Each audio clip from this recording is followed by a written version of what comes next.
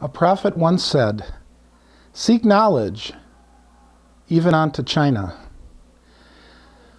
When I was about 30 years old, I started thinking about the proposition that Jesus died for our sins to pay the price that we couldn't pay. And I started wondering, why does God have to kill his son in order to forgive our sins? And the more I thought about it, there's no forgiveness if that's the way the atonement works. Our sins are not being forgiven, they're being paid off. If I owe a bank a debt and I can't pay the debt, and some wonderful person comes along and pays that debt for me, my debt was not forgiven, it was paid off. The bank didn't forgive me, this kind person, he paid off my debt.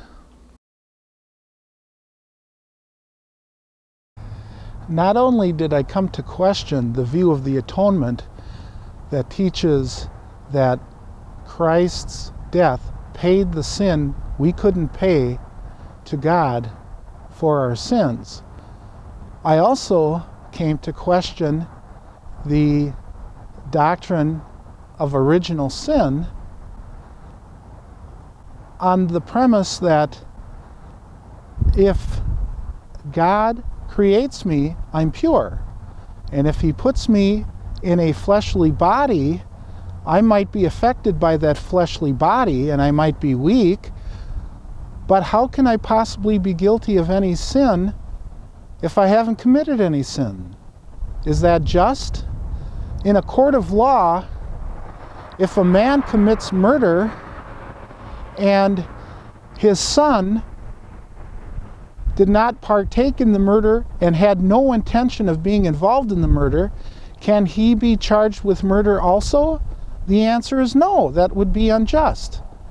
God is not unjust. And so I came to question the doctrine of original sin, especially when I learned that the doctrine was first taught by Augustine of Hippo in the early 5th century when he challenged the Pelagians, who taught that man was born well and all he had to do was just follow Christ's example, and it would be possible for them never to sin. Augustine had been a Manichaean hearer, and the Manichaeans believed that the physical creation was evil.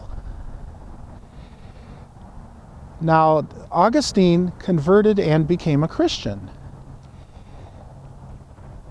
And he taught the same things that early Christians taught until the Pelagian heresy, when the followers of the monk Pelagius came to teach that man was born well and was not weak, had no weaknesses, and all man had to do was follow Christ's example, and he would be saved. While that controversy raged, another monk, whose name is John Cassian, entered the argument, and he postulated that man was not born totally evil, but man was not born well either. Man was born weak, sick with sin. But by the grace of God, he could cooperate with God. Now, the viewpoint of the Pelagians was condemned as a heresy in the West. John Cassian in the West had some of his works condemned, but he himself was not condemned, and he was considered a saint. The Augustinian view is the view that prevailed in the West. In the Eastern Roman Empire, the view of John Cassian, that man is weak, sick with sin, but can cooperate with God, was the view that became the view of the Orthodox Church. By the way, the first Christian theologian to teach that the crucifixion of Christ was necessary to pay off, literally pay off, the sin of man was Anselm, the Archbishop of Canterbury, writing in his book, Why the God-Man, in 1098 AD. His view of the atonement, called the satisfaction theory, was taken over and revised by the Protestants and is the most common view of the atonement taught by Protestants and modern Christian evangelicals. Imagine that. Protestants and conservative fundamentalist Christians believing and teaching doctrines that were developed after the Catholic Church became the state church of the Roman Empire. Now that's the problem with Christianity.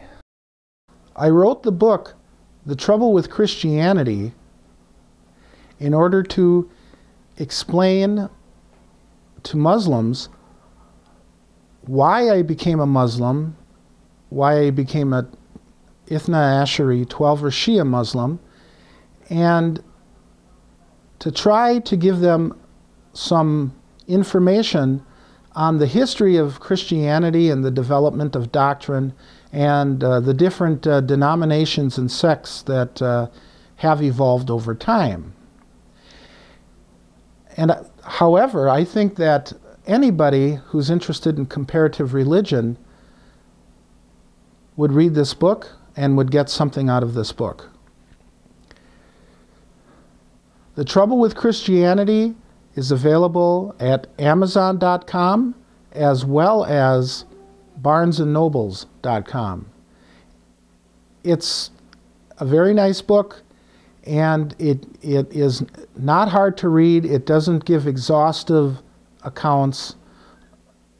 It gives historically small, concise articles on various Christian movements, denominations, and sects, as well as the development of the doctrine of the Trinity. I urge you to buy my book, The Trouble with Christianity.